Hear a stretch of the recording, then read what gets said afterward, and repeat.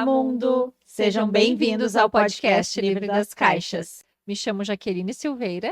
Eu sou a Mari Belmonte e hoje nós vamos falar sobre como as crenças regem a sua vida. Você sabia disso? O quanto que as nossas crenças impactam no nosso comportamento, nas nossas emoções e nos nossos relacionamentos. Então, Mari, hoje nós vamos falar sobre crenças. No episódio anterior, nós falamos um pouco sobre alguns exemplos de frases, de situações que a gente acaba ouvindo no decorrer da nossa vida. E hoje a gente vai explicar um pouquinho melhor como é que se dá essas crenças, como é que elas acabam se desenvolvendo no decorrer da nossa vida, né? E principalmente explicar para o nosso público que, para que a gente consiga chegar e acessar essas crenças, nós temos um caminho anterior a percorrer. Não é algo tão simples assim. Nós sabemos atualmente que apenas manejar sintomas desencadeados por crenças não é o suficiente para que a gente possa se livrar delas. Por quê? Porque elas acabam voltando em outras formas, em outros tipos de sintomas. Para que nós possamos buscar, de fato, uma remissão de sintomas desencadeados por crenças, nós precisamos acabar entrando numa camada mais profunda, né, da psique ali do ser humano, né? Através da psicoterapia, do autoconhecimento, enfim, de formas que nós vamos estar explicando aqui para vocês hoje. Perfeito. Uma das principais crenças, né, que a gente ouve é a crença da rejeição, né? Então, a pessoa acredita que ela não merece ser amada. Então, acontece uma situação que tem esse gatilho para ela, né? Então, ativa essa crença dela e ela vai agir de um determinado comportamento. Apenas trabalhar nesse sintoma não vai resolver, porque quando ela tiver um outro gatilho, uma outra situação que ela também sente a mesma rejeição, ela vai agir da mesma maneira. Então, a gente precisa entrar nessa camada mais profunda de trabalhar qual é a crença e não qual é o sintoma, né, ou o comportamento que ela tem, para de fato poder trazer essa cura para ela, que é mais profunda, para que quando aconteça uma outra situação, que ela tenha esse mesmo gatilho, né, de rejeição, ela consiga agir de uma maneira diferente e ela consiga ter um pensamento diferente, né? Ela mudar esse esquema como o cérebro dela está interpretando as situações que acontecem, para que ela possa lidar com isso de uma maneira mais saudável emocionalmente. Na verdade, isso a gente fala muito de uma mudança de estrutura cognitiva, né? Claro que, obviamente, para que nós possamos chegar nas crenças centrais, nós vamos ter que, por exemplo, a pessoa num processo de terapia, nós vamos ter que prepará-la para isso. Então, algumas ativações comportamentais vão ser importantes, né? Instrumentos, né? Ferramentas terapêuticas para que a pessoa ela consiga, para que nós consigamos conduzi-la a acessar essas crenças mais profundas, nós precisamos preparar essas pessoas. Essas pessoas elas precisam entender que elas têm que ter um preparo antes. Por quê? Porque quando a gente vai acessar uma crença enraizada, mais profunda, um trauma de infância, adolescência ou da própria vida adulta, a gente também vai acessar com isso emoções dolorosas, difíceis, né, traumáticas, que ninguém gosta de experimentar. Então, esse processo de cura, Mari, como tu trouxe, ele vai passar também por uma dor, né? Então, na verdade, o paciente ou a pessoa, ela vai acessar emoções negativas, sim, porque não existe outra forma, né? Mas com um respaldo, né? Dentro do processo de terapia, a gente vai estar preparando, né, o paciente para conseguir lidar da melhor forma possível para elaborar esse trauma ou estes traumas, né? Uhum, com acompanhamento, né, terapêutico. Isso é muito importante.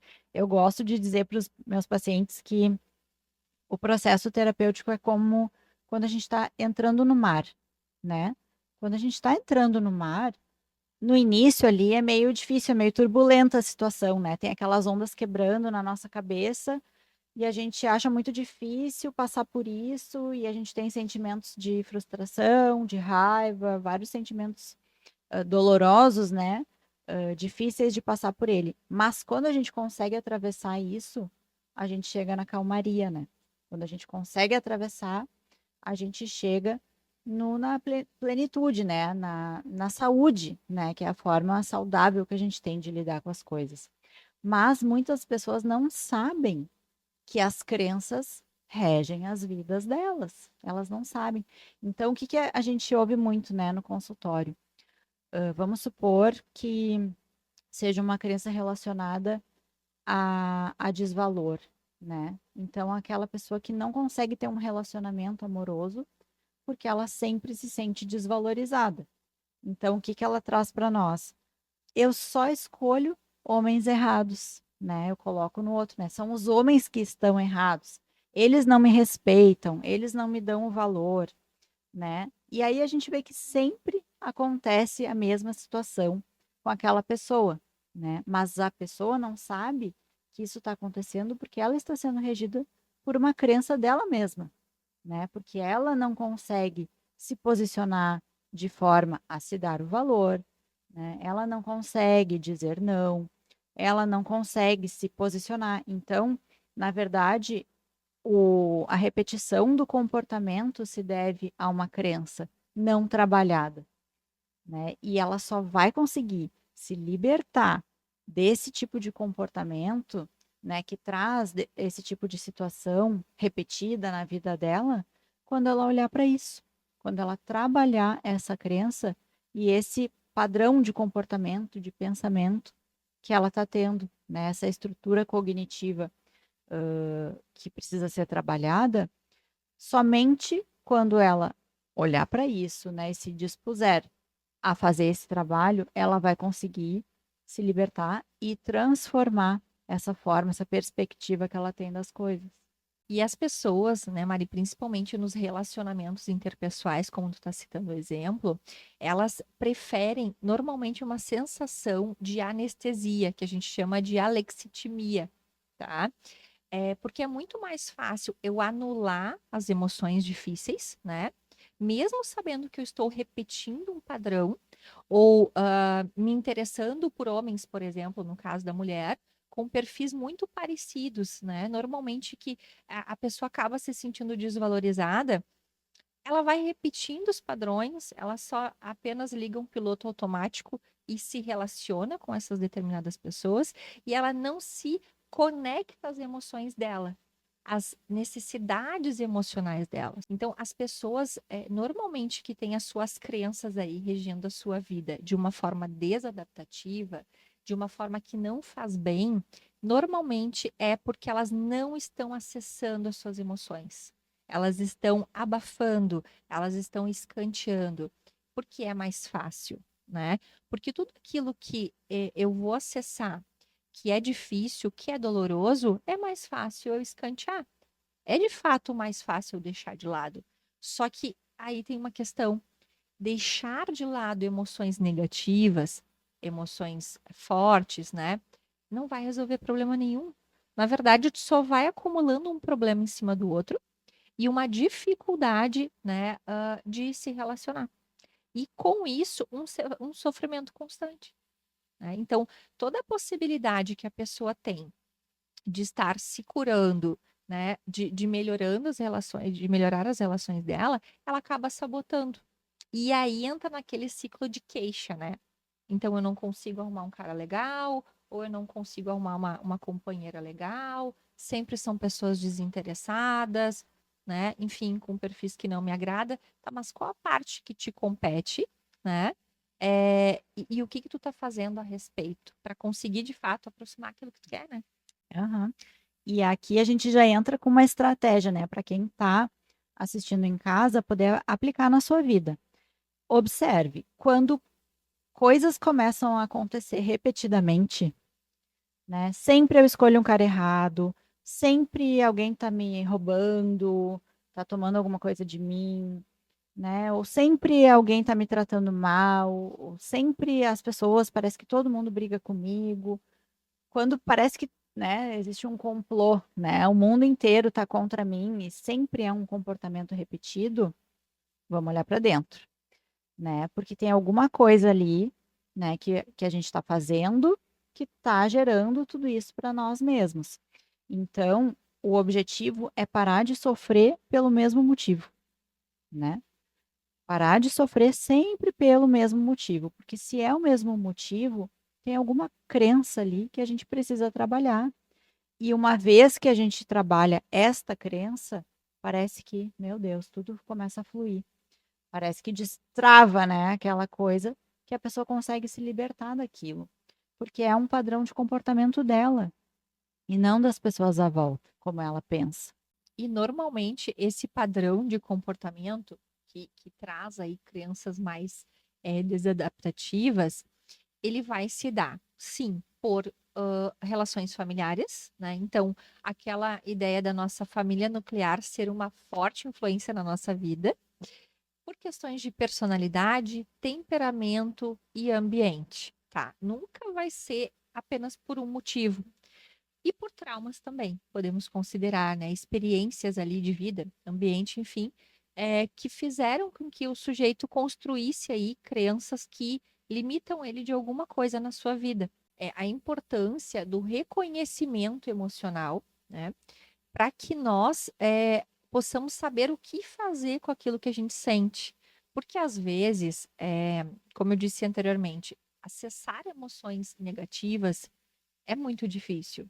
Então, a nossa criança interior, muitas vezes, quando a gente vai acessar algo que é muito ruim, a gente acaba se reprimindo, se encolhendo, né? Se colocando numa posição de vítima, de não protegido, de não capaz. Então, estar reconhecendo aquilo que sente também é o que vai fazer diferença. Aceitar que as emoções ruins e negativas, elas fazem parte e muitas vezes, na verdade, um problema que a gente tem, a gente só não consegue resolver justamente porque a gente não está permitindo que essas emoções ruins elas venham à tona. E é muito importante que as emoções ruins, elas também tenham um espaço com uma importância, uma relevância também como as emoções boas, as coisas que a gente gosta de sentir. E muitas vezes a gente ouviu isso por muitos anos, né? De que emoções ruins não devem ser sentidas. A gente tem que dar um jeito de deixar tudo bem, né? E na verdade, não, a gente precisa sentir as emoções, se permitir sentir essas emoções. Mas o que que acontece? A pessoa se sente muito desamparada, né? Então, como é que eu vou acessar um sentimento tão doloroso e o que que eu faço com ele, né? E aí vem a importância da terapia, de ter um acompanhamento psicológico, né? E a gente sabe que além desses aliviadores, né, como tu falou antes, de a pessoa querer abafar a emoção dela, né? E aí entram os vícios também, né? A pessoa bebe álcool, ela toma remédios, ela usa drogas, ela dá um jeito de abafar, né, esses sentimentos e para ela não sentir. Só que isso é simplesmente postergar, né? Porque vai virando uma bola de neve e uma hora a coisa estoura, a casa cai, né? Não tem como deixar isso assim para sempre. Então, quando existe esse acompanhamento, a pessoa não vai se sentir desamparada, ela vai se sentir acolhida, ela vai ter um profissional capacitado que vai acompanhá-la nesse processo. O que é muito diferente de atalhos. Atalhos que as pessoas usam, buscam, né, para aliviar essa dor. E a gente vê vários caminhos aí que muitas pessoas seguem, né? Então, assim, eu tô no caso lá do relacionamento amoroso que eu não consigo ter, né? Então eu decidi que eu quero aquela pessoa, mas aquela pessoa não me quer, aquela pessoa não me valoriza, ela me trata mal, mas mesmo assim eu quero, né? Bom, só aí a gente já sabe que é um motivo para buscar uma terapia, né? Mas aí a pessoa faz o quê? Ela vai na cartomante. Ela vai lá, ela vai fazer uma macumba, ela vai fazer uma simpatia, Jogar uns búzios. ela vai fazer alguma coisa para amarrar aquela criatura que ela decidiu que ela quer, né? E a gente sabe que isso não vai dar certo, né? E não vai fazer bem para ela. E a outra pessoa não tá nem sabendo do que está acontecendo e também não vai surtir resultado algum, né. Então, na verdade, o caminho mais saudável é olhar para isso, né, com um profissional capacitado, que vai te ajudar a realmente buscar uma cura que vai ser permanente, né, ela não vai ser, tapar só com a peneira. Outro exemplo, Mari, falando de cartomante, de vias de rápido retorno, que na verdade não são úteis, a gente sabe disso. Também me lembrei de uma outra coisa que me preocupa muito, né? Como profissional da área da saúde, acredito que te preocupe também, que são essas imersões que a gente ouve muito, né? Dos coachings, né?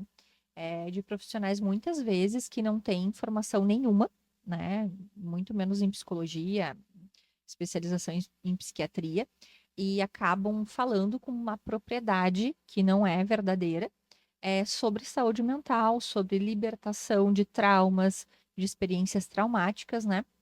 E essas pessoas, né, equipes, né, inclusive, constroem finais de semana, por exemplo, com propostas de resetar a vida das pessoas, de libertá-la de traumas, de problemas do passado, de dar um sentido completamente diferente para essas pessoas em 3 dias.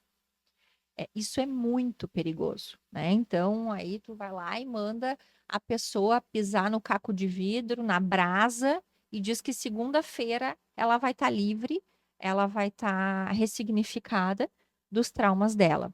Isso literalmente não existe, tá? O nome, né, claramente dado, né, para isso é lavagem cerebral, tá? E os riscos, eles são inúmeros. Inclusive, eu ouvi um relato de uma pessoa, né, próxima, que teve que buscar a mãe num desses eventos aí de imersões, de coachings do final de semana, porque a mãe se desorganizou emocionalmente e teve um surto. Por quê? Primeiro, essas pessoas não têm capacidade técnica nenhuma para estarem fazendo esse tipo de tentativa de trabalho, né? É, segundo, é muito pouco tempo para a gente poder trabalhar um trauma, gente. Isso não existe, né? Como eu falei anteriormente, quando a gente vai trabalhar um trauma, ressignificar uma crença, isso não acontece do dia para a noite. O que que a gente vai primeiro ter que fazer, tá? Dar uma estrutura, uma base para essa pessoa, para esse paciente, né? É, com técnicas realmente assertivas, né? Validadas, né? Comprovadas, para que essa pessoa se estruture aos pouquinhos para conseguir acessar a crença. Por quê?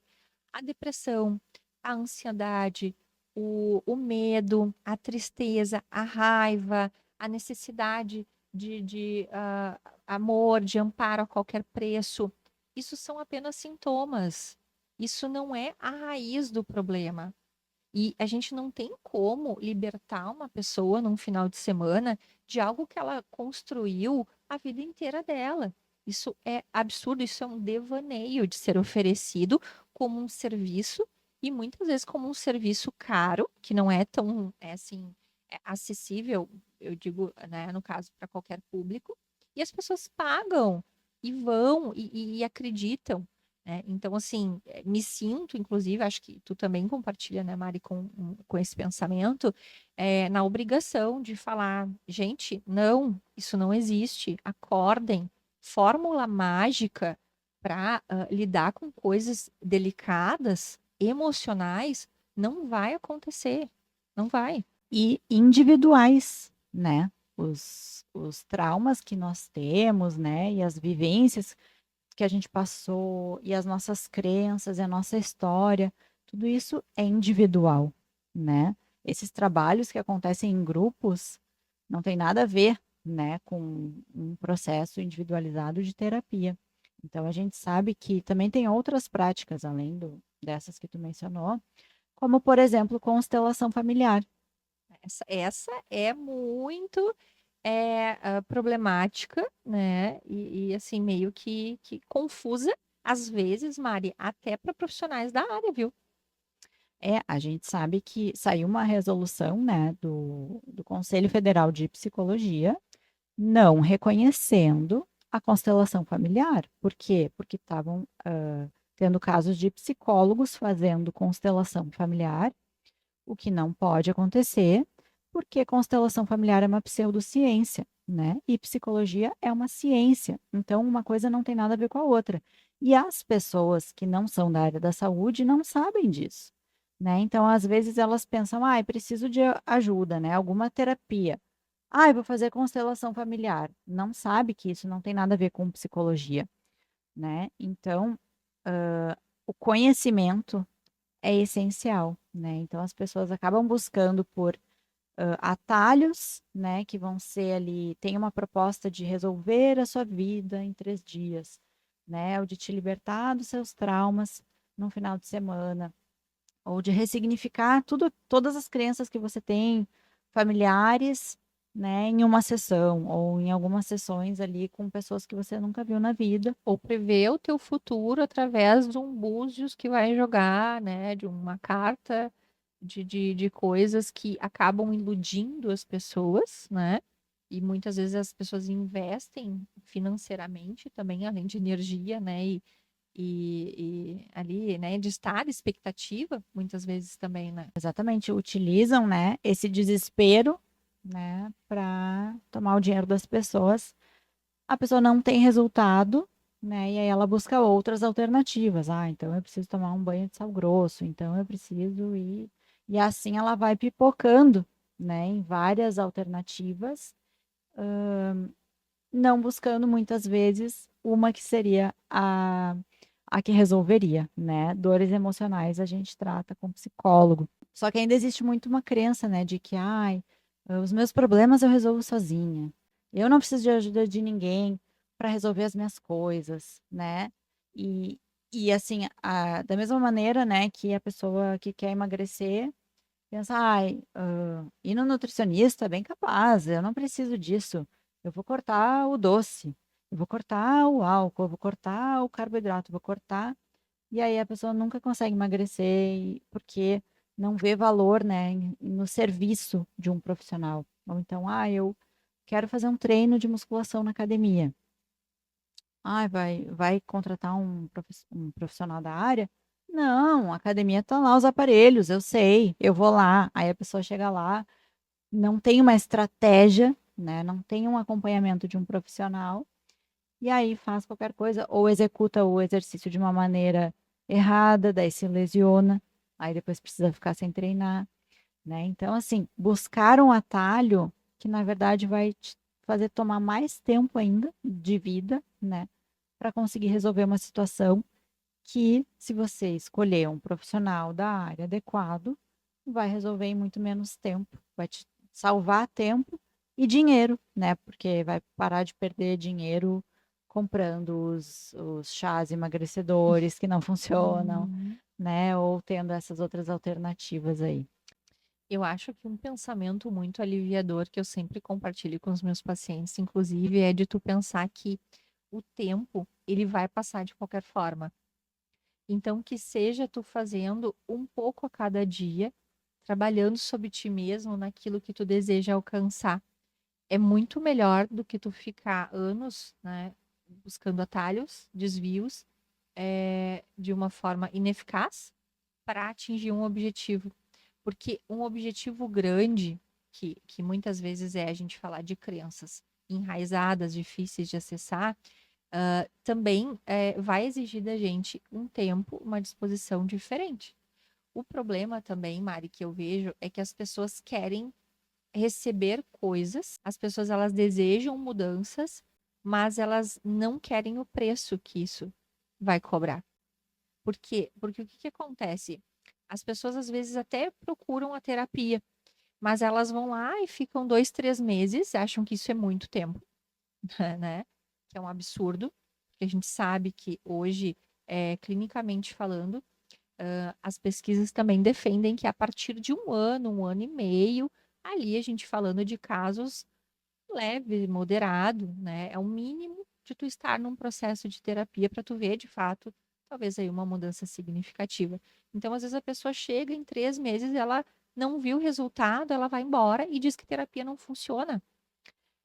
Só que todo o processo de ela se instrumentalizar, de ela entender o que precisa acontecer, as mudanças que ela precisa fazer, ela comprar a ideia do que ela precisa fazer também, é muito difícil, né? Dá trabalho. Então, o que eu faço? É melhor eu escantear.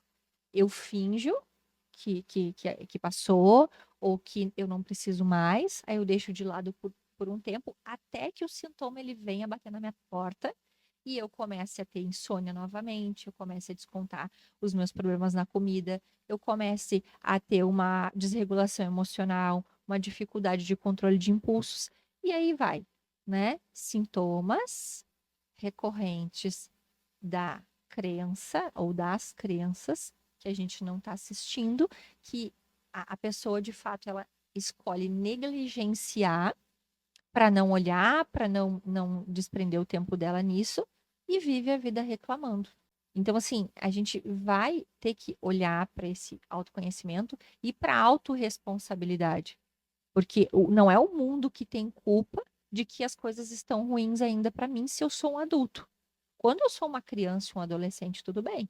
Agora, eu, na minha forma adulta, reclamando, né?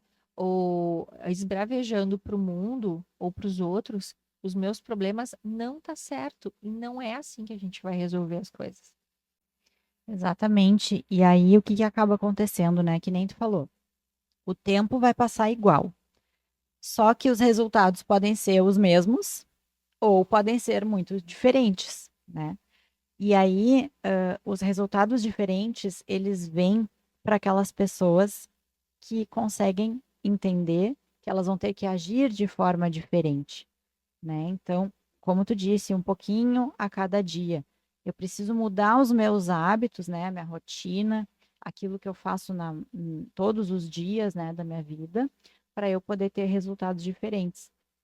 E se eu tô tendo essas repetições, né? Eu tô sendo regida pelas minhas crenças, eu preciso entender quais são essas crenças, né? Por que que determinadas situações me geram um gatilho e outras não?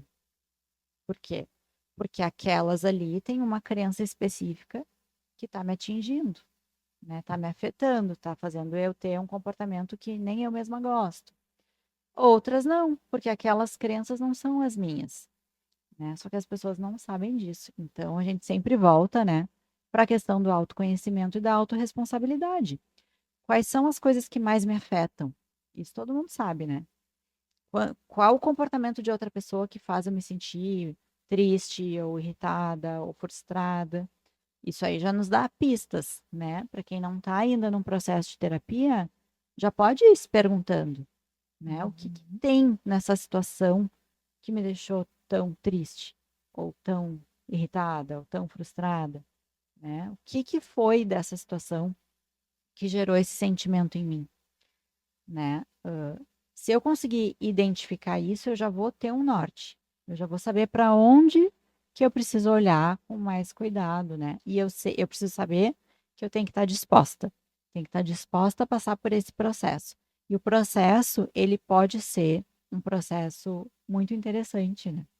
Ele não precisa ser um processo doloroso, ele pode ser muito bom, ele pode trazer sentimentos muito bons, né? Porque ele traz muito alívio. Quando a gente percebe certas coisas, nossa, que alívio, era isso, era só isso, né? Por que que eu não comecei antes? Quantas vezes a gente já ouviu, né, paciente dizendo isso? Ai, Mário, eu só queria ter começado antes. Muito. Porque agora que eu vi que é isso, nossa, né, tudo aquilo que eu pensava antes também eram crenças. E a construção, né? Quando a gente fala do paciente no consultório, a construção de ver o paciente melhorando e se terapeutizando, como a gente chama, é muito incrível, né? Porque a terapia, o processo de autoconhecimento, ele de fato funciona como fases. A gente inicia ali, eu sempre gosto de associar ao exemplo da fase de videogame, né? A gente começa nas mais facilzinhas lá, né? Na minha época eu jogava o Mario, que eu amava, Mario, o Luigi e o Mario, né? Uhum. E aí, nossa, quando tu começava ali, eram aquelas fasezinhas bem assim, fáceis, né? E depois vai pegando um chefão e vai passando para outras fases e vai ficando mais difícil. É mais difícil as fases, mas no processo de terapia, o que que acontece? Vai ficando mais fácil. É meio que ao contrário, vai ficando mais complexo, porque a pessoa ela vai entrando num nível de entendimento de si mais complexo, mais profundo. E ela começa a justamente fazer isso que tu falou, Mari, identificar os gatilhos, né, de coisas até de forma antecipatória. Então, o que que acontece? Esse processo de autoconhecimento, ele faz com que tu, inclusive, aprenda a se livrar de possíveis outros traumas que se tu não tivesse adquirido esse autoconhecimento, certamente tu ia ser pego. Tu consegue identificar nas outras pessoas comportamentos que tu sabe que tu não quer na tua vida. Então tu já consegue dizer, não, isso aqui já vi que não é, né? Nossa, como eu já ouvi isso em terapia, né? De dizer, não, Mari, eu identifiquei tal e tal coisa naquela pessoa e eu já vi que não era pra mim. Então, assim, olha só que filtro, né? Que filtro que tu já faz, que tempo que tu já não vai perder numa Uhum. coisa errada ali que não faz sentido pra ti, porque não tá alinhada com os teus valores, com o que tu quer pra tua vida, né? Isso aí Uhum. é ter controle sobre a tua vida. É saber, isso aqui me serve, eu quero. Isso aqui não me serve, eu não quero. Principalmente dos padrões que a gente acaba adquirindo e acaba que na vida adulta, né, a gente replica das nossas famílias, né, dos pais, por exemplo, né? Isso que tu falou agora a gente também pode fazer, né, sobre a nossa família. Aquilo que é útil, né, que vai me agregar, que realmente me faz ser um ser humano melhor, eu posso levar para mim. O que não, eu posso descartar, independente que tenham sido exemplos, né, ou ensinamentos dos meus familiares. Não é uma regra, não é uma lei, aquilo que eu vivi quando eu era uma criança e um adolescente. Né? Se isso não me faz bem hoje na minha vida adulta, eu tenho sim o direito e a opção de excluir, de decidir agir e me comportar de forma diferente, para ter uma vida mais leve, significativa, né? Mais prazerosa, conforme aquilo que eu sou. Porque às vezes também as crianças elas acabam nos acompanhando porque a gente não faz esse descolamento da família. Aí o indivíduo ele sai de casa, mas ele ainda está internalizado com aqueles padrões ali de comportamento da família que lhe fizeram muito mal. E muitas vezes, se ele não está no processo de autoconhecimento, ele não se dá conta, porque aquilo que é natural para mim é difícil de eu perceber que é um problema.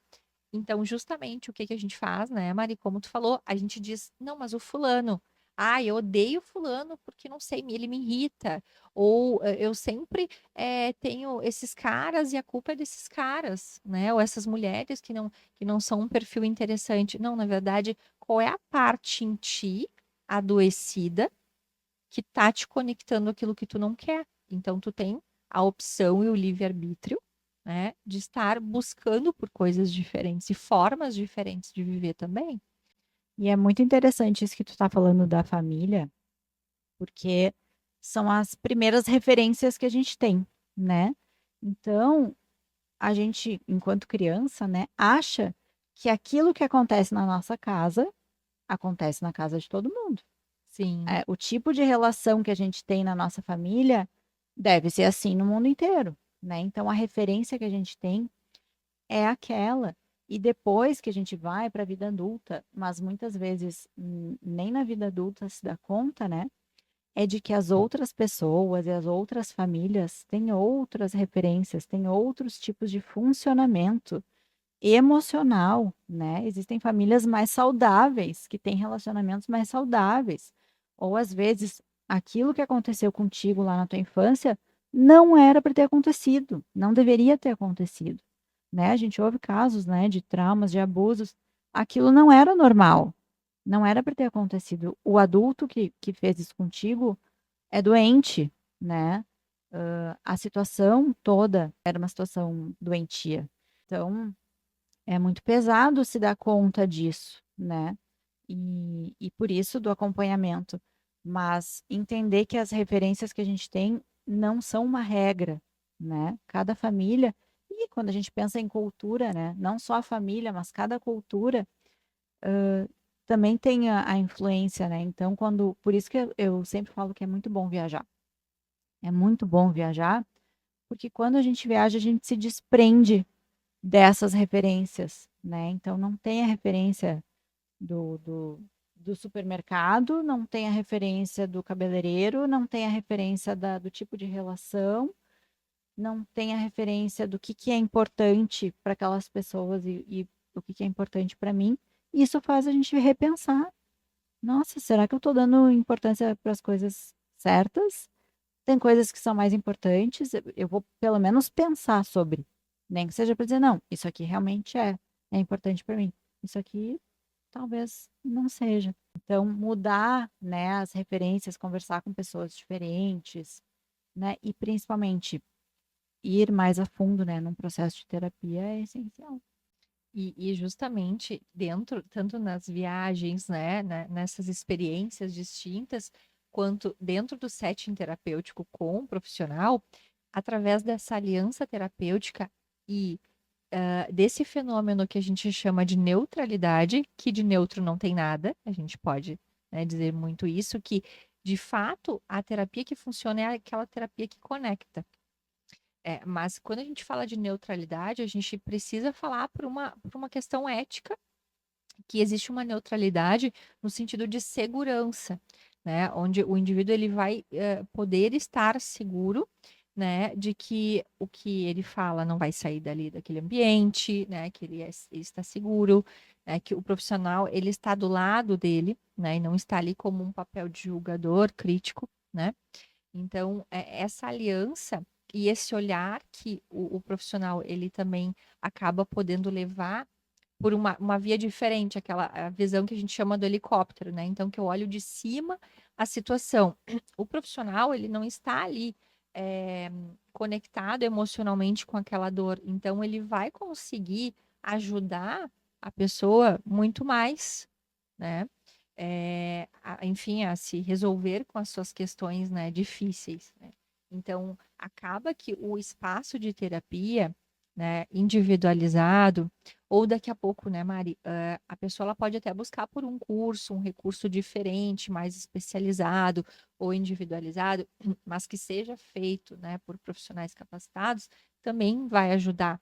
Mas a gente acha muito isso, né, de que seja buscado, então, investigado e avaliado possibilidades que sejam assertivas, seguras, né, e não simplesmente qualquer coisa, ou como tu disse, Mari, caminhos alternativos que acabam, no final das contas, só levando a pessoa a um fracasso. E acho que a questão do não julgamento é uma das mais importantes, né, na terapia, porque a pessoa se sente segura, como tu falou, né, de poder trazer situações sem ser julgada, porque quando ela conta para os amigos, para a família, todo mundo julga, né? A primeira coisa que as pessoas fazem é julgar, dizer o que ela deveria ter feito, o que ela não deveria ter feito, o que eu faria se fosse tu, né? Que não é nada do que a pessoa quer ouvir, né, quando ela relata uma situação. Mas a questão do não julgamento, ela também vai ajudar, e das estratégias e técnicas da terapia, que é dizer o que é o quê. Colocar as coisas no seu devido lugar, sabe? Então, assim, identificar o que é a crença, o que é o comportamento, o que é um padrão de comportamento que a gente vê em várias situações que o paciente relata, para que ele possa começar a entender isso. Não, olha só, eu reagi da mesma maneira com a outra pessoa, porque ela me trouxe esse mesmo estímulo, e aí ela começa a ver, putz, sou eu que estou fazendo isso, né? Assim, então ela começa a se entender, né? O porquê que ela age de determinadas maneiras, em determinadas situações, e ela começa a entender o que é o quê. Eu tenho um paciente que sempre me fala isso. Ele diz assim, Mari, eu gosto que eu te conto uma situação e tu me diz, ah, isso aqui, isso aqui, isso aqui, isso aqui. Ele fala brincando, claro. Mas assim, de que ele começou a conseguir entender isso. O que vem da onde? Por que que ele ficou tão brabo numa situação e numa outra que ele poderia ter ficado brabo, ele não ficou? Porque essa aqui atingiu, na ferida, jogou sal na ferida dele. Essa aqui não era a ferida dele, sabe. Uhum. Então, de a pessoa ter esse autoconhecimento, né. Por isso que o autoconhecimento é libertador. Eu consigo identificar daí as situações que eu quero evitar, as pessoas, os perfis, né, que eu não quero ter perto de mim, o que que me faz bem, o que que me faz mal.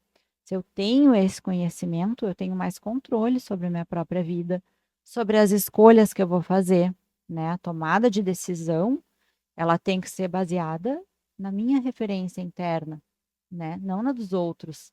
E quando eu não sei nem quem eu sou, eu pergunto para todo mundo o que que eu devo fazer. Principalmente, numa geração que busca a comparação, né, o autoconhecimento ele é ouro, porque o que que a gente mais faz e o que que a gente já tem estatisticamente falando como fator, predisponente ali de transtornos psicológicos graves, moderados, enfim, é a comparação, né. Então, assim, parte do princípio de que se eu não sei qual é o meu espaço, os meus interesses, aquilo que realmente, me move, qualquer coisa, né, que vem, eu aceito como uma verdade absoluta, eu coloco em prática na minha vida como se fosse realmente funcionar para mim, porque funciona para outra pessoa, né. Não podemos deixar de citar a rede social, a internet, os meios de comunicação que existem atualmente, como fortes, né, impulsionadores aí de dores e tristezas. A gente precisa também falar sobre isso. Apesar de que são ferramentas muito boas, né, potenciais, né, para ajudar, para conectar, enfim, isso é indiscutível. Tem um outro lado mais obscuro, né, mais sombrio, que é a comparação. Então, como a gente tem feito isso de achar que a vida que eu tenho que levar, ela tem que ser parecida com X pessoa que eu sigo lá na rede social, ou tal blogueira lá, blogueiro que me encanta, me brilha os olhos. Então, as pessoas elas estão fazendo muito isso, né? Ou também aquela coisa também de acreditar no que os outros falam e às vezes a pessoa está até te contando uma mentira, que não é o que nem o que ela vive, mas é confortante para ela mentir para si e mentir para ti também, porque, né, isso dá uma segurada em alguma coisa emocional. Vou dar um exemplo também que eu lembrei agora. É de uma paciente que teve filho recentemente, e ela trouxe que ela foi num curso, enfim, alguma coisa de encontro de mães, e ela deixou o filho dela na creche. E as mães, a maioria, levando os seus filhos, né? E as mães perguntando, tá, mas fulana, cadê o teu filho? E quando ela disse está na creche, algumas, né, pessoas falaram, nossa, mas tadinho, vai ficar na creche, mas se tu pode estar com ele, né? E aí a minha paciente disse, não, é porque eu tenho outras coisas para fazer, eu deixo ele na creche porque ele tá bem, aí eu tenho tempo para ir um pouquinho treinar, né? Tô voltando a me cuidar e tudo mais. E essas mulheres criticando, julgando, né? E ela, inclusive, disse que repensou assim, nossa, mas será que eu sou cruel em estar deixando meu filho na creche por estar me cuidando? Eu questionei, tá, e só me diz uma coisa, como é que era a aparência física, né? O que que tu identificou dessas mulheres que estavam te dizendo isso e romantizando a maternidade, por exemplo, que é um outro assunto aí que a gente fala em outro momento, né? Ela disse, nossa, uma delas estava toda escabelada, acima do peso, mal vestida, com aspecto de olheiras, meio triste. Eu disse, pois é, e o quanto tu acredita que ela estava sendo verdadeira contigo quando ela começou a romantizar a estada com o filho 24 horas pendurado nela? Uhum. É uma mentira. Então as pessoas contam mentiras que nem é o que elas vivem, porque a sociedade doente, infelizmente, faz o quê? Não quer ver o bem-estar do próximo. Ela quer que a pessoa se sinta pior do que ela. Então, assim, se conhecer é ouro, por quê? Porque quando tu te conhece, tu entende as tuas necessidades, tu sabe que tu não é uma mãe ruim porque teu filho tá na creche, tu entende? Mas, pelo contrário, tu é uma mãe boa que tá te cuidando, preservando a tua saúde, para que tu possa entregar uma melhor companhia pro teu filho, porque o teu filho ele também vai sentir se tu não tá bem. Então, assim, a gente entender que o que é nosso, o que é do outro, em relação a tudo nessa vida, né?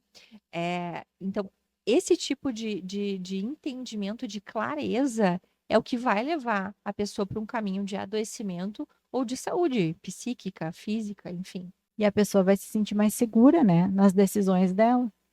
Que nem nesse caso aí. Ela pensou contigo lá na terapia, né? Não, para mim é importante eu ir deixar o filho na creche e treinar, para eu me sentir bem, para eu, inclusive, não descontar nele mesmo, né? Frustrações que são minhas. Então, ela conseguiu entender que para ela isso funciona muito bem, né? E a outra mãe, bom, da outra mãe a gente nem vai falar, nem precisa Sim, falar nada, né? Então, é muito isso, as pessoas julgam muitas vezes sem agir da maneira que elas estão falando que elas agem. e são mentirosas, né? Porque dificilmente alguém conta um plano ou alguma coisa que está fazendo que é boa, que é próspera, não percebe? As pessoas já dizem, já julgam ou já dizem, não, nossa, isso não tá certo tu fazer. Mesmo que a pessoa diga que está se sentindo bem fazendo aquilo. E tem uma coisa que eu acredito muito, assim, que eu vejo, né, que, que é o seguinte, a pessoa que tá, a pessoa que já atingiu uma coisa que tu não atingiu ainda, né, ela não vai ser a pessoa que vai te criticar. Ela vai ser a pessoa que vai te ajudar. Enquanto que a pessoa que tem resultados inferiores, ela vai sempre querer te puxar para baixo, né? Então, por exemplo, se essa tua paciente encontrasse uma outra mãe que já tivesse na rotina de treinar, de deixar o filho na creche e tudo mais, com certeza ela ia ajudar, né? Ela ia dizer: "Não, olha só que legal, eu faço assim, assado e tal". Mas a pessoa que não chegou num resultado que tu tá tentando chegar, ela nunca vai te ajudar, né? Ela vai sempre querer te puxar para aquele lugar ruim que ela tá. E por isso a gente tem que filtrar muito, né? Quem são as nossas referências? A nossa referência tem que ser aquela pessoa que já tá lá, não aquela que tem um resultado inferior. Que tem um resultado inferior, claramente não conseguiu chegar lá, né? E a pessoa que já tá lá, ela vai poder te mostrar caminhos, ela vai poder te ajudar, te mostrar soluções, possibilidades, né? Então, a gente precisa sempre avaliar quem são as nossas referências, né? Eu sempre falo, quando eu comecei a querer aprender sobre investimentos, né? Eu não sabia Uhum. nada de investimentos, afinal de contas, nós não aprendemos sobre investimentos em lugar nenhum, né? A Sim. gente não aprendeu em casa, a gente não aprendeu na escola, a gente não aprendeu no trabalho, na faculdade, em nenhum lugar. Então, o que que eu fiz nesse momento? Eu fui buscar as referências de pessoas que sabiam sobre esse assunto. Eu não ia perguntar para minha avó, que nunca investiu R$ 1 na vida dela, acho que ela não ia nem no banco, sobre investimentos, certo? Ai, Mari, que cruel. Não, não, não é cruel, é realista, né? Eu fui buscar lá a pessoa referência na área que eu queria. Quando eu quis aprender a fazer uma manta, a tricotar, quando eu era criança, quem que eu fui buscar? A minha avó. A minha Claro. avó sabia muito isso, ela me ensinou com todo carinho. Eu fiz lá a manta que eu queria. Eu busquei a referência certa para a coisa certa, né? Então, o que que não pode? A pessoa está com uma dor emocional e ela vai buscar ajuda numa pessoa que não é nenhum profissional da área da saúde, né? Isso não tem como trazer um resultado positivo. Então, avalie quem são as suas referências, né? Isso é algo que todo mundo que está em casa pode fazer. Eu estou pedindo ajuda para quem? Para quê? Né? Eu quero ajuda emocional, eu preciso falar com um psicólogo ou fazer um curso, ou enfim, né? Eu quero aprender sobre nutrição, eu não vou perguntar para uma pessoa que não sabe, vou perguntar para um nutricionista, né? A gente tem, acho que tem uma questão cultural também aqui no Brasil Uhum. de não valorizar serviço, né? A gente não quer pagar por Uhum. serviço. A Uhum. gente não pensa que, eu não preciso de um personal trainer. Para quê? Uhum. Né? O cara estudou, fez faculdade, né? Sabe, tem um conhecimento que eu não tenho, mas eu acho que eu não preciso dele, né? Eu só chegar lá e pegar o peso e fazer. né? E não é. A gente precisa valorizar o serviço, né? Que pessoas que estudaram têm para nos oferecer. E, na verdade, isso só nos ajuda, né? Então, que nem no caso, por exemplo, do personal trainer, né? Eu teve um período que eu contratei um personal trainer. E aí, justamente para me ajudar a aprender a fazer os movimentos, porque eu acabei me lesionando, não sabia fazer direito, né? Hoje em dia, eu não tenho o personal trainer lá comigo treinando todo dia, mas ele me passa os meus treinos, né? Eu tenho um aplicativo lá, tem um videozinho, olha só que legal, né? Tem um Uhum. videozinho que mostra uma pessoa fazendo os Sim. exercícios como é que é, e aí eu vou só olhando ali e fazendo, porque eu já consegui ter essa consciência corporal, né? Porque eu treino já há anos. Mas quem não tem, precisa da ajuda. Não tem nada de errado Uhum. nisso, né? Precisa de ajuda e não tem nada de errado nisso. Então busque a ajuda certa para o problema que você tem. E quando a pessoa não consegue fazer esse filtro, né, ter essa consciência de que pode estar errando consigo mesmo, aí sim que ela tem que buscar ajuda, né? E entender melhor do seu autoconhecimento, entender melhor o que que é bom para ela, o que que dentro dela faz sentido. Porque quando a pessoa ela tá perdida, né, ou ela está sendo muito movida por crenças disfuncionais ali, né? Por padrões de comportamentos que não são bons para ela vai ter mais dificuldade ainda. Então, aquela coisa, tudo que vem serve. Então, um exemplo de alguém, né, um conselho de alguém, né, do que de fato procurar uma via adequada. Então, na dúvida, sempre buscar pelo autoconhecimento vai ser o caminho correto, vai ser um caminho assertivo que vai com certeza te possibilitar de um retorno mais seguro do que buscar por alternativas aí dos exemplos que a gente trouxe, né? A gente até acaba brincando, ironizando, porque realmente, né, a gente acaba pensando e vendo o que que a gente acompanha no consultório de histórias e situações muito absurdas, né, até de constrangimentos que as pessoas elas passam justamente por não estarem fazendo aquilo que elas deveriam de fazer. E na verdade, muitas delas sabem o que deveriam de fazer. Exceto, obviamente, né, vamos colocar de forma excludente aqui, pessoas que têm transtornos mais graves, né, moderado grave, que não têm uma capacidade cognitiva de entender, de discernir o que é certo e o que é errado, o que que é bom e ruim. É diferente, tá?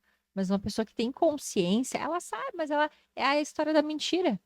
Eu minto para mim porque é mais confortável, né? Me deixa ali naquela zona de conforto que não é confortável, né?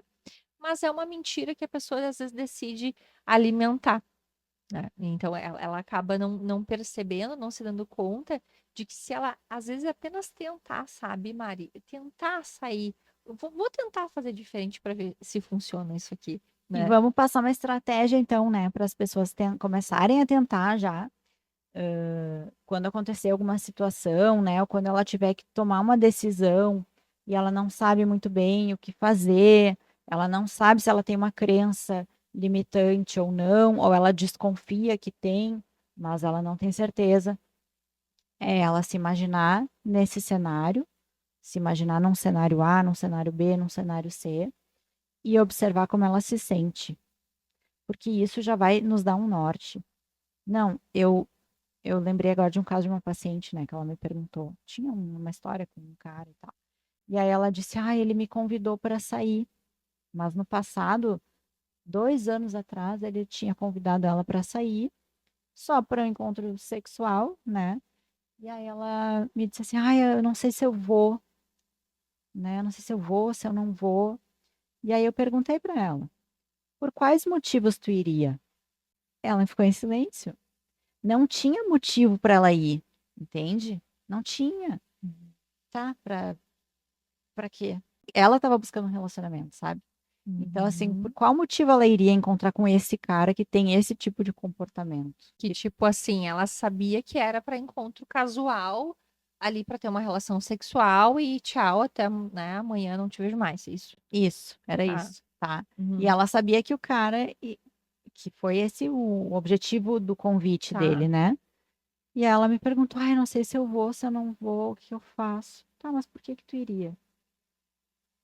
Tu que tá buscando um relacionamento sério, um namorado, que tu quer ser cuidada e tal, faz sentido pra ti?". "Não", entende? A resposta era "não".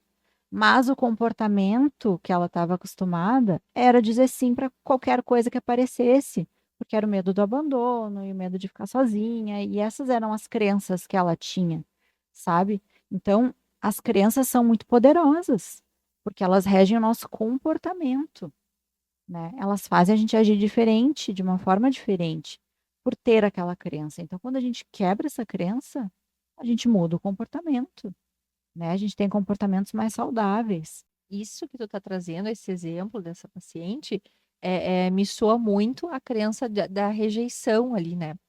Quando a pessoa é criança, adolescente, ela se sente rejeitada pelos pais, por exemplo, o que que elas fazem? Como uma proteção, né, que não protege de forma alguma, mas que acaba dentro daquele cenário para ela sendo adaptativa, mesmo fazendo mal, ela busca ser validada e amada em qualquer ambiente por qualquer pessoa, mesmo que seja uma pessoa abusiva, mesmo que seja uma pessoa que vai fazer ela sofrer ou que não esteja alinhada com os mesmos interesses dela. Então é uma necessidade de ser amada, de ser acolhida, que acaba que o bom senso, né, e a própria racionalidade da pessoa, ela não existe. Ela não consegue filtrar, Uhum. porque é um anseio de ser amado e ser validado, né, porque lá atrás essa pessoa não foi. E que é disfuncional, porque no caso desse exemplo, isso não era nem amor, nem cuidado, né, nem nada do que ela buscava, mas era uma crença de que sim, se ela encontrasse com ele, naquele momento ela seria amada por ele, o que a Uhum. gente sabe que não é verdade, né. Então, olha como a crença é poderosa, né, então, isso é algo para a gente cuidar, né, quais são as crenças que estão nos regendo, se elas são funcionais ou disfuncionais, né, e pelo menos vamos ter conhecimento sobre quais são elas, para que a gente possa então ter uma melhor tomada de decisão e ter comportamentos e pensamentos mais saudáveis também. Eu acho importante a gente até explicar sobre o funcional e o disfuncional, porque o que que acontece? A gente sempre tem que tentar entender aí dentro desse processo de autoconhecimento, né, que o funcional, né, que vai fazer bem para essa pessoa, que vai estar, como tu disse, alinhado com valores que ela tem e que vai deixar ela numa situação boa, né, de saúde.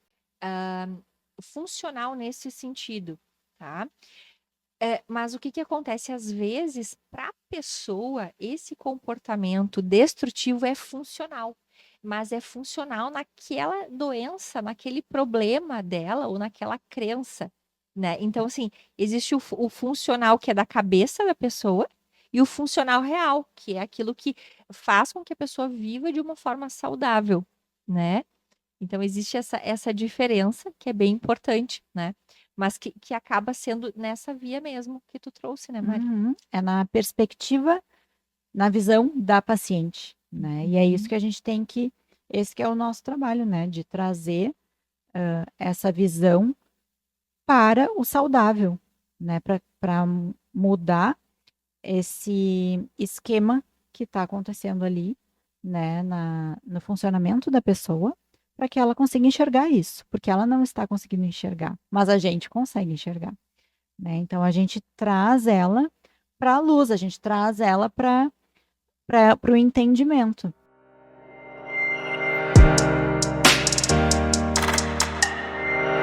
Hoje a gente trouxe muito, né, essa questão das crenças nesse apenas segundo episódio, nós vamos falar em vários outros aí, e o nosso maior objetivo é justamente, poder ensinar e mostrar para vocês aí, né, para o nosso público, o quanto as crenças elas são, às vezes, muito mais importantes do que o próprio sintoma em si, E nós vamos estar aqui ajudando vocês no decorrer dessa série, com ferramentas, né, formas, manejos, né, muito úteis, né, para que vocês consigam melhorar aí e se libertar de certas crenças ou buscar pelos recursos que melhor se aplicam para a sua experiência individual, obviamente. Agora a gente quer saber de vocês, quais crenças vocês têm ou acreditam que têm que estão atrapalhando a sua vida. Nos vemos então no próximo episódio das crenças. Até lá!